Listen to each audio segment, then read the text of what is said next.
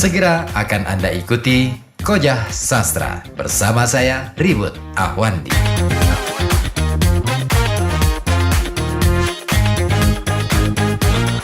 Sejarah jurnalisme sastra mulai kapan? Kalau jurnalisme sastra sendiri, kalau secara historis cuma apa ya, nggak terlalu itu sih, nggak terlalu belum paham banget sih. Oke, kalau belum paham banget, ini aku ada informasi. Oke. Wih, di tahun 1700-an ya, seperti yang dikutip di ensiklopedia digital kita yaitu Wikipedia. Wah, andalannya kan Wikipedia ya. Wikipedia. Ada nama penulis juga, dia seorang penulis sekaligus seorang sastrawan juga, seorang novelis.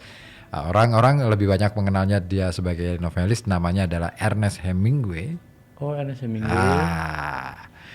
Ternyata dia ini banyak digadang-gadang sebagai penulis isai-isai naratif. Nah, jadi boleh dibilang isai-isai ini mencoba isai-isai naratif inilah yang kemudian mendahului kelahiran jurnalisme sastra di Amerika sana. Kalau Amerika kan lahir 1960. Nah, ini 1700-an itu sudah ada sebenarnya, embrionya sudah ada. Itu Ernest Hemingway. Selain Ernest Hemingway, ada lagi A.J. Liebling, juga Joseph Michel. Nah, ini tiga orang ini yang kemudian kerap menuliskan isai-isai dalam bentuk bertutur narasi. Nah, dan itulah yang kemudian mempengaruhi penulis-penulis di Amerika sana untuk membuat hal yang sama. Di Indonesia sebenarnya sudah ada ya, banyak orang-orang yang menuliskan seperti itu, seperti Gunawan Muhammad, seperti yang tadi saya sebutkan itu, Subahasa, orang Kalongan juga. Yang saya sih harapannya pengen bikin acara hall-nya dia. Hall. Iya. Kita itu Pekalongan punya banyak tokoh-tokoh keren-keren, tapi jarang orang pada ngerti. Antara ngerti sama nggak ada yang ngasih tahu biasanya. Bisa jadi. Bisa jadi. Makanya Kojah Sastra itu untuk mengulik yang tersembunyi. Masuk. Gitu. Nah, ini nama-nama dan fakta. Ini memang terkadang membosankan pembaca kalau kita membaca berita seperti pada aturan jurnalistik yang umum. Ya. Dan gaya-gaya dalam jurnalisme sastra ini mencoba untuk mengubah pola itu sebenarnya. Benar. Jadi apa yang kamu katakan, jurnalisme sastra bukan sebuah lompatan sih sebenarnya ya, tetapi cara lain kalau saya menganalogikakannya itu. Sepakat nggak? Sepakat, alternatif ya. Jalan alternatif gitu ya. Soalnya yang sebelah sana macet itu. Tapi bukan jalan tol ya. Dan punya infrastruktur. Kalau jalan tol itu, nah ini ngomong soal jalan ya. Katakanlah jurnalisme sastra adalah jalan alternatif, bukan jalan tol, dan juga bukan jalan yang umum gitu, jalan yang biasa dilewati, artinya jalur yang umum. Kira-kira biasanya kalau kita kondisi jalan alternatif itu gimana? Alternatif itu kan semacam istilah gampangnya potong kompas loh. Potong kompas. Ada jalan lain yang itu sampai tujuan kan, intinya tujuan. Entah itu mampir kemana dulu. Enggak, secara fisik biasanya secara fisik gambaran jalan alternatif itu kayak apa? Alternatif itu yang rame lancar itu. Rame lancar. Kalau jalan umum biasanya kan agak mulus gitu ya, mulus lah ya, katakanlah mulus. Kemudian ramai gitu kan, sangat padat dan bahkan menjadi jujukan. Jujukan itu apa ya? Jalur utama lah. Nah, kalau jalur alternatif itu biasanya cenderung berkelok jalannya ya, seadanya gitu ya. Terus kemudian kadangkala ada sedikit gelombang, lubang dan macam-macam. Dan disitulah seperti dengan jurnalisme sastra, dia mencoba membidik detail. Iya, dia membidik detail. Jadi misalkan kalau dalam jurnalisme umumnya, kita nggak mungkin untuk membuat semacam deskripsi ekspresi narasumber misalnya. Misalkan matanya apa ya, alisnya mengerling. Itu nggak mungkin ditulis dalam berita pada umumnya, apalagi strike news, ya kan? Tapi dalam jurnalisme sastra bisa untuk menunjukkan ekspresi seseorang. Nah, ini terlepas dari opini ya, penggiringan opini, enggak, tetapi lebih pada supaya orang yang membaca berita itu bisa masuk dalam peristiwa itu, benar katamu, supaya orang itu bisa masuk ke dalam peristiwa itu, dia berada di situ, dia melihat kenyataan itu, melihat fakta itu, sampai bisa dia merasakan betul efek dari peristiwa itu. Nah itu jurnalisme sastra. Tujuannya dengan metode itu sebenarnya harapan dari para penulis jurnalisme sastra itu, mereka berharap orang tidak hanya ngerti beritanya saja, peristiwanya saja, tetapi mereka bisa tahu sampai akhirnya gara-gara tahu mereka bisa empati. Masuk. Gitulah. Merasa berada di situ. Gitu. Semacam itu juga sih kan, kalau jurnalis sastra itu kan bersifatkan umum.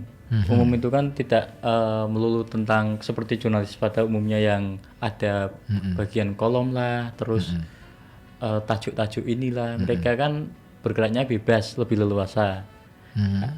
Namun kalau makin kesini kok kelihat soal jurnalis sastra masih agak sepi ya, kok sumbernya masih pembacanya yang kurang minat ini menarik. Oke. Soalnya ketika kita mencari suatu informasi dalam bentuk sastra kan jarang dijumpai ya. Oke. Pun apa yang pernah tahu? Persoalannya kamu generasi milenial, yo. Yang nggak kenal majalah Tempo. Oh, majalah Tempo. Nggak kenal majalah, apalagi banyak kok majalah yang memampang ataupun gaya penyampaian beritanya itu dengan menggunakan metode jurnalisme sastra. Nah ini adalah satu problem ya, kawan juga Anda ya, bahwa ternyata di generasi sekarang mengenal jurnalisme sastra mungkin sesuatu yang istimewa banget. Gitu. Nah ini menjadi, aku jadi tertarik ini, tertantang ini. Tertantang untuk mengetengahkan masalah ini, dan Anda boleh bergabung di 4244744 ataupun di 0855420912. Oke, yuk kita sebentar rehat dulu, kita ke lagu dulu. Ada Nadine Amiza, Beranjak Dewasa.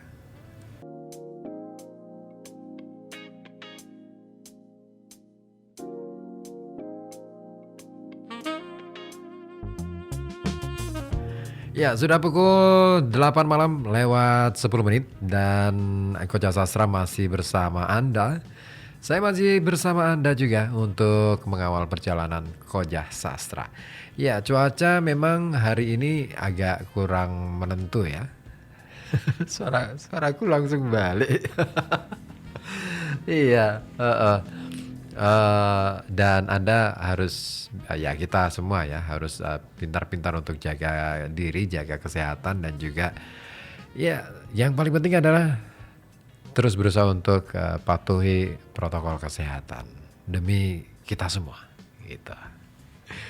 Ya, masih kita kupas masalah jurnalisme sastra. Kenapa yuk? Kamu ketawa gitu, aku jadi gak enak gitu.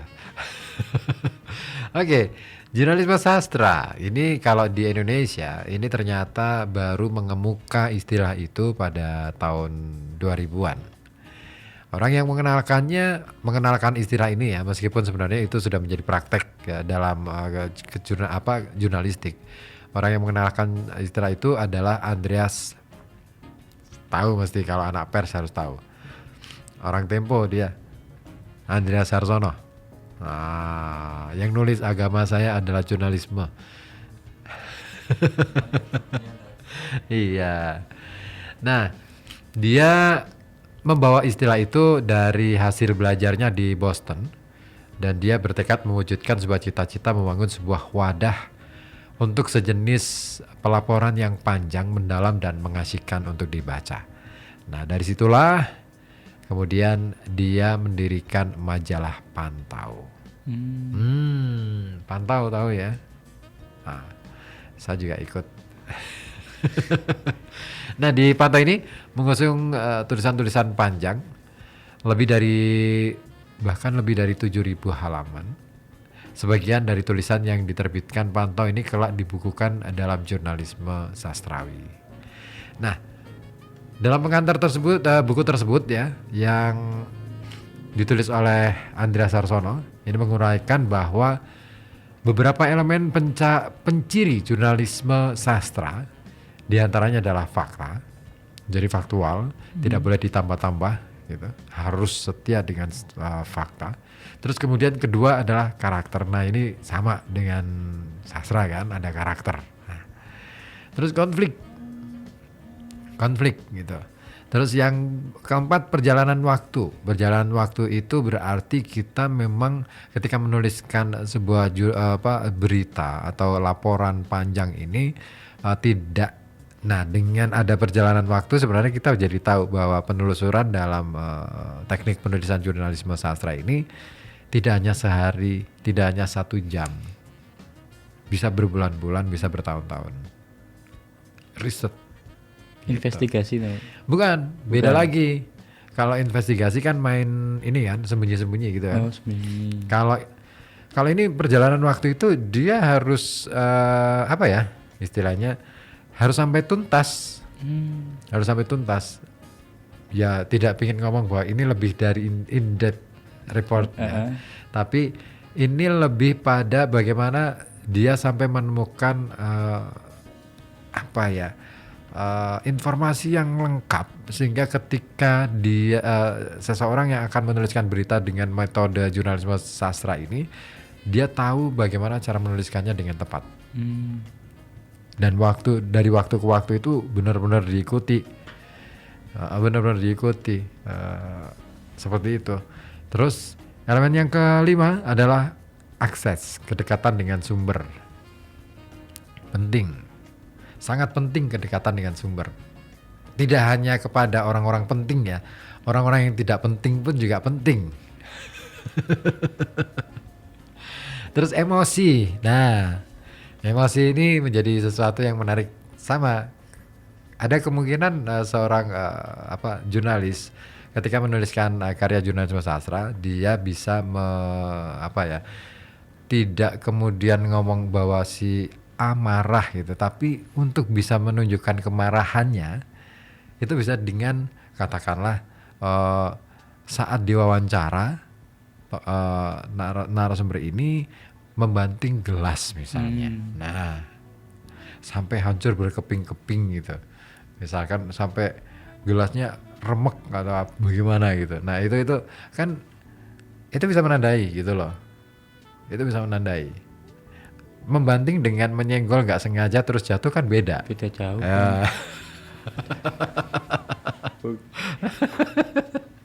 Ya, terus yang berikutnya adalah elemen kebaruan.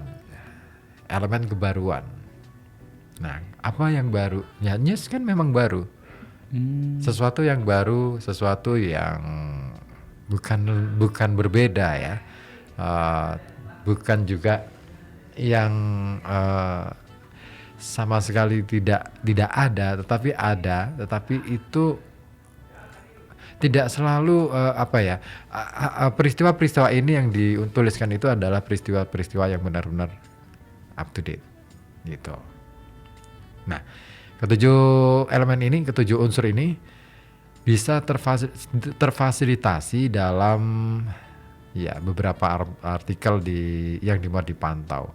Nah, saya jadi penasaran. Saya pengen beli bukunya nih. Kamu pengen nggak? Itu terbitnya setiap?